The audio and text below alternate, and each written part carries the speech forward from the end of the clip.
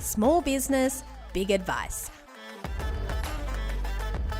Welcome to the Very Good Marketing Podcast, where small business owners, employees, or just marketing fanatics can learn how to grow a business on a budget without wasting any money. Welcome to the Very Good Marketing Podcast. My name is Shannon and I'm here with small business marketing consultant and expert Amy Miosevich. And today we're going to continue talking about turning visitors into leads and how to ensure your website is high converting. So Amy, where would you like to start today? So before we start the podcast today, I want to tell you a quick story because it's kind of related to what we're going to talk about, but it's also kind of funny. So the other day I had a problem with my car, took it in for a service, and I had a loan vehicle, and it was time to return the loan vehicle, and you know, like, I've got a toddler and a dog, and generally it's quite hard to keep my car quite tidy. Anyway, I was about to return the loan vehicle, and my husband said, well, just make sure it's clean before you take it back. And I looked at it and I was like, oh, it looks pretty clean actually, like, I'm pretty surprised. Anyway, I rocked up back at the dealer to drop the loan car off, and the way that I parked the car must have been like at a different angle or in the sun or whatever. And obviously what my son had done is like walk around the car dragging his fingers multiple times, and all you can see is dust and these like stripes of finger marks down the side and handprints everywhere. And at one point, I think it looks like he's driven his car down the side because you could see little tiny track marks. And I was mortified. And I didn't know what to do at this point because I thought if I get like a cloth out and start like wiping it, they'll see me like I'm right there. So I just pretended like nothing had happened. But I guess, look, it's one of these things where you look at something and you look at it and you look at it and you know that, like, you know what you're looking for. And then suddenly you see something in a different light, literally a different light, and you're just completely mortified. And it kind of ties into what we're going to talk about today, which seems far-fetched, but let me preface it a bit more. So last time we got together, we had Cindy with us, and we were talking about websites, and we were talking about a few of the myths or misconceptions and stuff that I guess a lot of small business owners and micro business founders don't kind of, I guess, understand about websites before they really get into the nitty-gritty. And look, it's a really tough piece of marketing to tackle and do correctly. And like I was saying last week, budgets are varied and outcomes are varied, and what you're looking for can often be different. And I wanted to make sure there was like a bit of a unique formula that we could put forward to help businesses kind of tackle this part of their marketing and convert visitors into leads with the best possible outcome. Mm-hmm. And a lot of the time when I go through some of these elements, if you already have a website, what's going to happen is you're going to, and I want you to, go over to your website after we've gone through that list and think about all the things we spoke about, and you will see your website in a completely different light.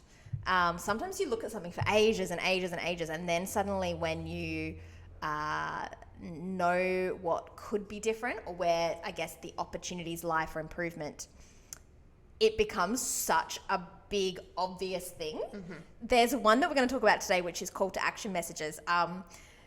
There's a huge percentage of people that don't even have a button or anything that says get in touch or contact us.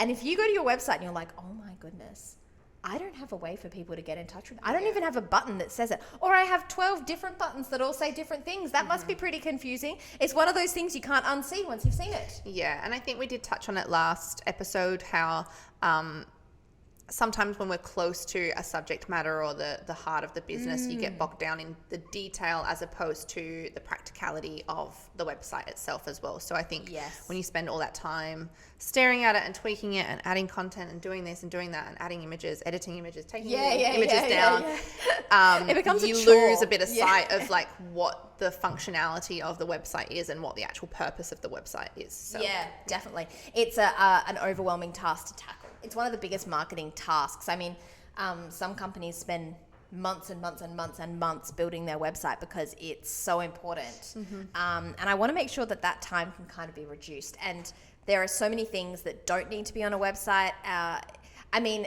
contextually what we're looking at is something that helps someone get to somewhere else. So the website isn't supposed to sell your products and services. It's not the be all and end all. The idea behind a website is to help a visitor become a lead. So all you want to do is encourage someone to inquire or pick up the phone or whatever it is.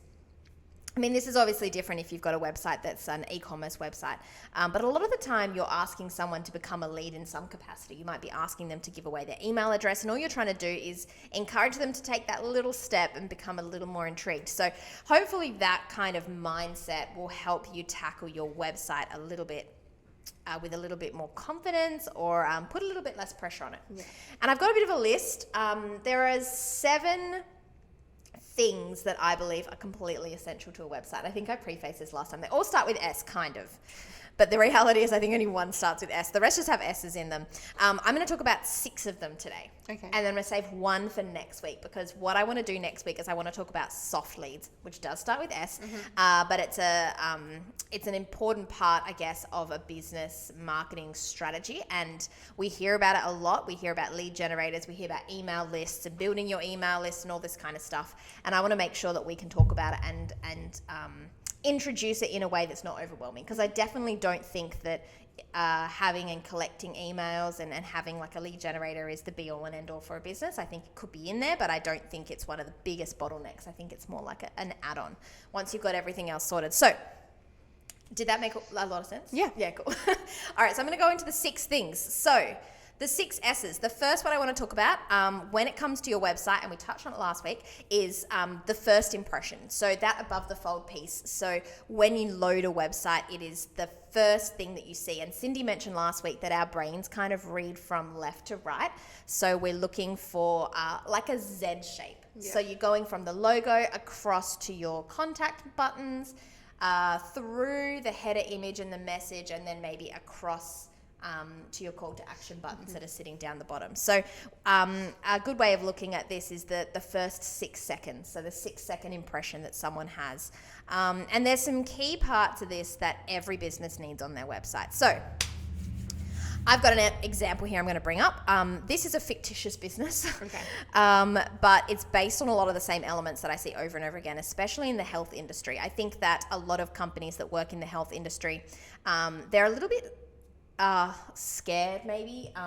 There's a lot of regulations that come with having a business in that industry, and you're really not supposed to, I guess, market yourself in the same way that, I mean, another consumer product would market themselves. Yeah, having worked in health. Yeah, definitely.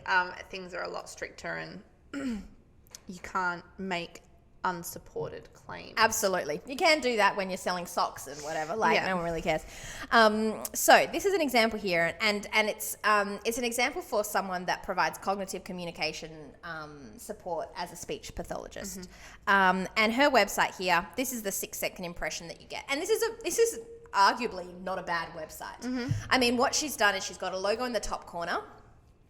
She's got her menu along the top, and then she's got the word contact, and then it says very clearly what she does: cognitive communication, speech therapy, and then it's a picture of herself. Arguably it's not a bad website. No, not terrible. But let me go through what these 6 things are, and I'm going to show you how you can dramatically increase the conversion rate from visitors to leads. So this is her 6-second impression.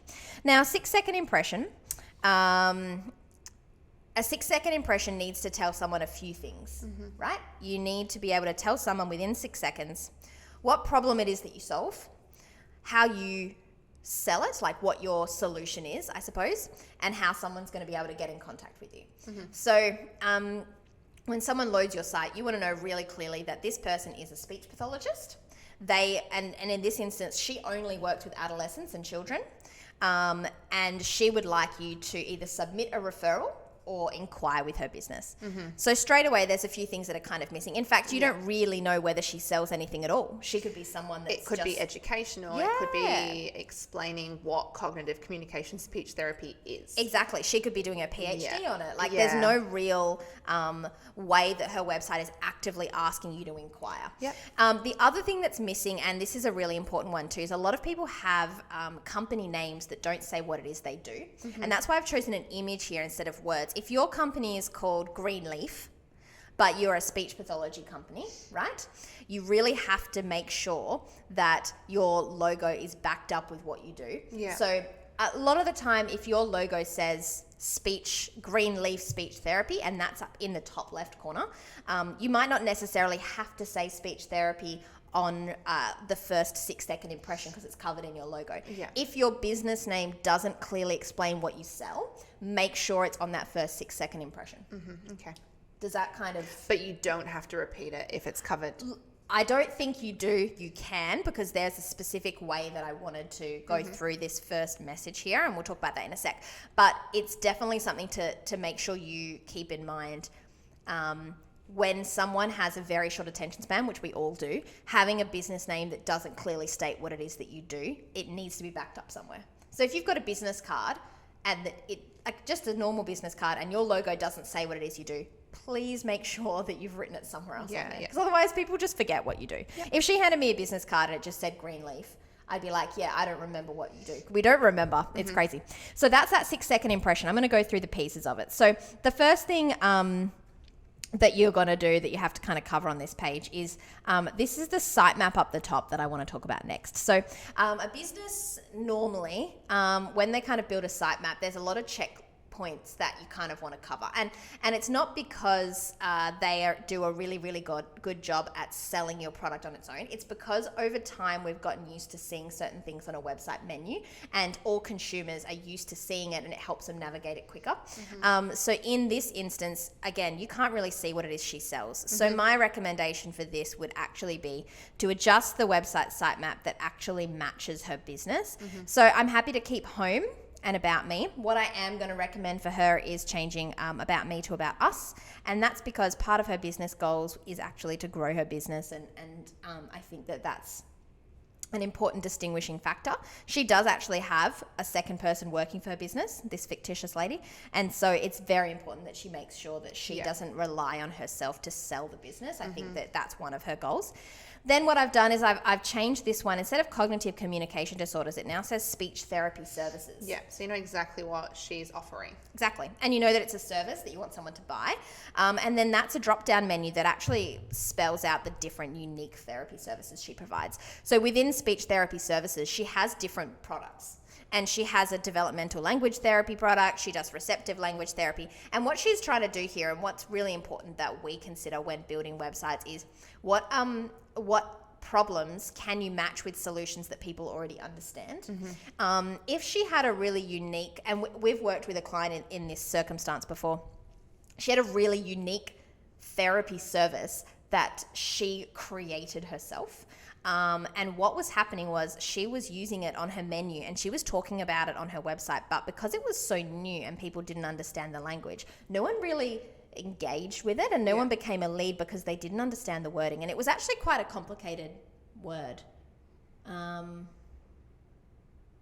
It was like a neuro-linguistic programming kind of one, but she'd joined a lot of different therapy services together and created her own. And in this instance, yes, she provides cognitive communication speech therapy, but that's a bit of an umbrella that covers receptive and expressive language therapies. And so she's kind of put it underneath here under her services, and it's a lot easier then for people to connect with it, especially if they have a referral for her business. The next thing I've added is service locations. And in this instance, she's a travelling therapist, and she actually provides services all across Western Australia, in the Great Southern region and up north as well. So service locations is a really big one because a lot of the people she's targeting in her stranger to visitors part of her marketing method are actually regional support coordinators and regional companies. And if she's targeting, even if she started doing ads and stuff in Albany, when they get to her website, one of the first things you'll want to think about especially if you are trying to service a regional area, is those people are going to want to check straight away whether you service them, because it's not an automatic assumption, especially if you live in a remote community. Yeah. So we've added service locations on here, and it's not a very common one, I think, for people to have. But in this instance, she's gone, okay, well, I sell these services and I sell them to these regions, and it's not common for someone to do that in my industry, so I'm going to spell it out. So straight away, You can see what she services, what she does, and where she services. The next thing that I've added is the call to action buttons, and I've put 2 in there. Most businesses, and this is one of our other, this is one of the 6 that we're going to talk about as well, is the next steps. So we've covered a clear sitemap, and these are the next steps. So we're on to point number 3. Next steps has the word S. So that works. So in here, I've got 2 next steps. And she has advised me that a lot of people have referrals when they come to her business, and submitting the referral and attaching the referral as part of your inquiry is quite common. Yeah. So what she's put on here is submit a referral, because she reckons maybe 60% of the clients that talk to her have come through a referral. So it means when someone's come on here, it's very, very easy for someone to submit that, and that's something that's important to her business, and it will definitely improve conversion rates because no one has to go looking then. Within the first 6 seconds of loading this, they know what to do. Yeah. And then inquire now is the main call to action. So you can see it's in red. You can see that there's a box around it, and it's a little bit more, what's the word? It's more encouraging. It's not a passive word. So it's different to contact us, or it's different to learn more. Like, it's not a passive action. Yeah. It's an action orientated, bright word, and it really clearly encourages someone to take the next step. It's telling you what to do, like inquire now. And if I think sometimes if it's a call to action that says talk to us, it's kind of like, well, about what? It's very passive. Learn more is exactly the same. What I think a lot of businesses miss out on is actually asking for the sale and being aggressive about it. Yeah. If someone's on your website and you are using action-orientated call to actions, it's going to convert a lot higher than passive ones like that. And that's really, like, statistically correct. You can Google the most high converting call to action buttons, and it will tell you ones like inquire now, book a meeting, book a consultation. Book now is my favorite for service based. Yeah, definitely. It's very, very action orientated. And I think that a lot of people get scared of using such powerful words, but if someone's ready to take the next step, the last thing that you want is for them to fluff around. You know, it's just one click, it's easy, it's done. That's the kind of timing you're working with when it comes to decision making. People are fickle. Fickle. That doesn't start with an S. And people just don't have the patience. Definitely. I don't have the patience. No, and I don't either. And that I guess that top half there across that menu, that's a really powerful above the fold kind of menu, logo, call to action setup that I think is going to make a massive difference. And we see it over and over again. It's really funny because when you look at the first website, you don't necessarily, and I think this is exactly the point we're trying to make today.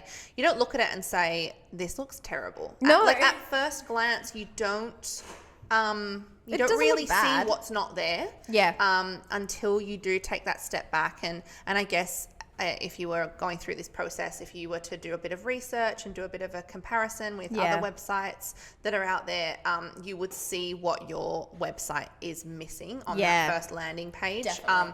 But by no means do you open that first shot and say, that's terrible. That's a terrible I can see website. a million things wrong with it. Yeah. It needs this, it needs that, it needs the other. Yeah. It's not that obvious all the time. No, and I think that's one of the things that all of our listeners will find. If you go back to your website and you actually critically looked at it from a different point of view, I think you'll see stuff that you didn't really know were there. And they're not huge changes, but they're little things that are actively going to make a difference. Yeah. So that's that top bit there. And then I want to mention this next part here. So in terms of our S's, we've done the 6-second impression. So we've talked about, I guess, that overall look and feel. We've talked about the clear sitemap and then the next steps. The next thing I want to talk to you guys about is this message here. So this is the above the fold message. There are 3 rules for this message. We've talked about that a little bit in this podcast so far, but confusing messages and clever messages are the absolute worst thing that you can do when it comes to a website. And I think last week we spoke about it. We think that people are coming back to your website over and over again, so we think we have to change the message, and that is absolutely not true. That is one of the biggest myths, I think, in marketing, is that you need things to stay fresh. Not true. If something's working well, it's going to new people all the time, because that's how you grow your business. It's going to new strangers, right? So the messaging on your website, most of the time, it's new users that are seeing it, and the message needs to be the number one most powerful message that your business can have on there. So There's 3 rules, and I think we might have spoken about this a little bit, but I think we did. let me give you the examples. So you're either very clearly going to state what it is you do, you're going to promise to solve a problem, or you're going to paint a picture of success. So the examples I always use are, we help you become a pro in the kitchen, painting a picture of success. We stop your cat from clawing the furniture, it's promising to solve a problem. And we sell books and we sell coffee, if you're a book cafe, right? All right, in this example here, what we've started with is cognitive communication speech therapy. Not bad. What do you sell? What problem do you solve? What do you do? This is the alternate. We support children and adolescents with language disorders build essential skills to reach their goals. So what you've got here is you clearly identify what it is you kind of sell, so what you do. So children and adolescents is an important one because that's the target market. Language disorders is the problem that you're solving, and then essential skills to reach their goals is the solution. So this is kind of encapsulating everything. But what we've added to this one is specialist support across Perth, Peel, and Great Southern Region. So that is because that location part is an essential part of her service. So that above the fold, straight away, you've loaded it, you see what's going on. The next one I want to talk about is painting a picture of success. So, and this again, it ties into a couple of these S's. So this picture here that we started with, that's a picture of the therapist. Okay. I like it. She's pretty. She looks like Cindy. Yes, she does. Yeah. Nice and bright and welcoming. My and son happy. saw this picture on my computer one day and said it was Cindy. This He is the thinks picture. everyone is Cindy also. So that's great, and I really like that. And there is a time and a place for pictures. But what she is not is the hero of this story. What is a more effective image is her, arguably that is not her, but looks like her, working with a child on speech therapy. And what this is doing is we are not all visual beings. We are some of us are written people and some of us like reading. So having the right messaging on the site is fantastic, right? But for the other ones of us that do prefer visual mediums, it's important we get the same kind of messages across really quickly in that 6-section impression, and we can do it in imagery. So what she's doing in this image is she is actually demonstrating who her target market is, and she is demonstrating how she helps someone, and she is not the hero of the story. It's actually the kid, because the kid is the one that's going to get help from her services, and it's actually all about them and their goals. So because this is a children and adolescent service, the people that are inquiring are the parents, and it's very important that you have a pictorial representation of their child on here, because that's the reason that they've come in the first place. So imagery wise, which one is a more connecting image? Definitely. Yeah, definitely the two. It's a really tricky one, and a lot of clients that we work with, it is very hard to represent like success, or it's hard to represent clients without, being insensitive, and it's hard to do all that kind of stuff on that homepage. The worst thing you can do is go the opposite way and try and be so vague as to not offend anyone that you end up with like a picture of the Perth skyline. And I think we mentioned that last week, because that's like my pet hate. Get rid of the Perth skyline. It just doesn't mean anything. Well, it's Unless you're selling the Perth skyline. Yeah, I know, it's just so hard. But again, and I think people default to that because it's something that everyone agrees on, and it's something that doesn't have those conversations about like, how can we not offend someone? Not excluding someone. Yeah, how can we? Certain demographic. Yeah, definitely. It's a really, really tricky one. So this is just a stock image, and it's a good example. If you're really stuck, see if you can find something in action, someone working on something within your business, something that's at least a little bit more engaging than just a static image of a landscape or whatever it is. All right, so what we've done now is we've kind of gone through the first few. A picture of success is really important, and I guess that's what we've touched on here now is sidekick mode. So I call it sidekick mode because it starts with S, and we talked about it a little while ago, but it's this idea of not positioning yourself as the hero of the story. So actually positioning your clients as the hero, and this needs to happen across your entire website. And you see it a lot. You guys might notice it when you're looking over your website, but it's the websites that start with, we are Perth's leading speech pathology company that specializes in cognitive language disorders, or we have been around for 25 years and we are the best company in terms of website building, or I am a leading blah, blah. It's that kind of thing where the customer stuff doesn't come first. So That's the sidekick mode. So you have to make sure that your website is less about you and more about how you can help your customers, how you can make their life better. If you want to, and it is essential that you bring in yourself into the story, when you do bring it in, it's about talking about why you are the best person to help them in their context. So if you wanted to say that you have had 25 years working in the Perth engineering industry, instead of starting with that, what you'd say is, we can support you bring your projects to life through high quality engineering. Our 25 years worth of experience in the Perth engineering industry means that you always get the best outcome, and you can harness all of our company's knowledge to ensure that your product is finished perfectly every single time. So when you do bring it in, you're talking about it in the context of the person that's reading it. Mm-hmm.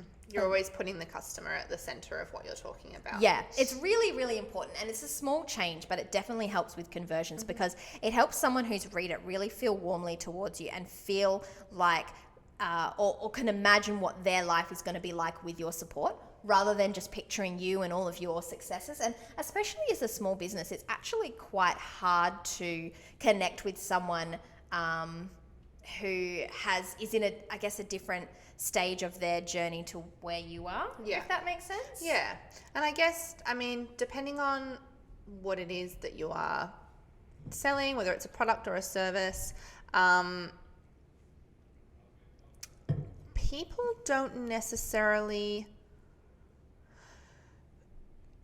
always necessarily want like the award-winning this or the most, it can seem scary. Accolades or whatever, because at the end of the day, like, I've had services from businesses that have won awards and this and that and the other, and I've had a shocking service, and I've been there maybe because of I have fallen in the trap of we are this, we are that, and at the end of the day I didn't get what I wanted out of the business, and then I've gone to another business. Like, my second option has been to go to a business that has positioned themselves in that we support you or we can help you achieve this, and I've been a happier customer because of it, but they've not been the award-winning this and I don't care, as long as I'm happy when I leave that service or when I've bought that product or whatever it is, then I'm happy. It's a whole different way of marketing your business. And an example I was thinking of while you were just talking is like a financial brokerage company. If you were a financial brokerage company and you headed it up with, we are the best in Australia, we have this many awards, people really like working with us, we have a collective 110 years experience, and then you look at another company that says, we don't rest until we've helped you find the perfect financial partner for your new home or for your business growth. We support you to achieve your goals through good and targeted financial planning and all that kind of stuff. It's a different kind of vibe, and I feel like a lot of consumers who are in that mindset will want to go with the latter because it's something that makes them feel like it's their life still and this person's just going to help them. But if that company then said, we know we can help you because we've won multiple awards for our customer service, it's a different kind of conversation. Yeah, it's how it's framed. Yeah, so it's a different thing, and it's small, but it can make a really big difference. So definitely don't underestimate the power of small changes that you can have when it comes to converting visitors into leads, especially on your website. It's not a whole rebuild that we're asking for. It's just a few considered changes that make massive differences.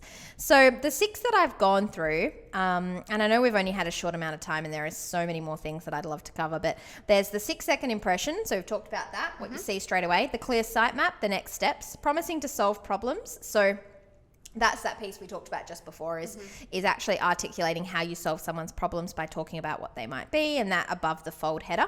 The other thing with that one that I might not have gone into enough detail in, when you start writing the copy, the more you can explain the problems that a customer has and acknowledging that you understand them, the more you can connect with them based on things like empathy and that kind of thing. If you paint a picture of the problem that they've got now, that gap between where they are and where they want to be seems a lot bigger. So it's a delicate one because you don't necessarily want to I guess, offend them. But if you start off your copy with being like, finding a financial broker is hard, especially one that you can trust, especially one that you feel comfortable divulging your entire circumstance with. But getting the right financial partner or financial broker or financial partner in your journey can make a massive difference when it comes to your loan payoff period, when it comes to your financial health, when it comes to your ability to reach your goals. That paints a picture of the problem, because what it gets someone thinking is, yeah, it is hard. I don't know where to start. I am very confused, but they get how hard it is, which is great. They understand me. Yeah. And then also what they've said with that is, if I don't get it right, it could be catastrophic. So it makes the problem seem really big. And then when this company comes in and says, this is how we support you, we're focused on, customer service, and we want to make sure we can understand your whole picture and help you build a plan, not just for today, but for the next 10 years. And if you are a financial brokerage company, I've got some great copy for you that you can use. And then you can paint this picture for them of what that journey looks like. And then when you say, and because we've had 25 years experience, we know you get the best outcome, book a free 15-minute consultation. That whole conversation and that language is so evocative. It's empowering. It demonstrates empathy. It helps you connect. And that's a really high converting language setup that I think any business can apply, because there's always going to be a risk of not choosing your company, right? Especially if your company does better work than your competitors, which I'm assuming that it does. If you really talk about what problem it is that you're going to solve and make that problem look really big, then you'll be able to position yourself easier as the best person to make it happen. So that is why I talked about solving problems. And yes, we bring it into the above the fold, but it's very important to continue that throughout the site. Picture of success. So yes, we talked about imagery. Do bring a picture of yourself into the mix, but probably not until a little bit later.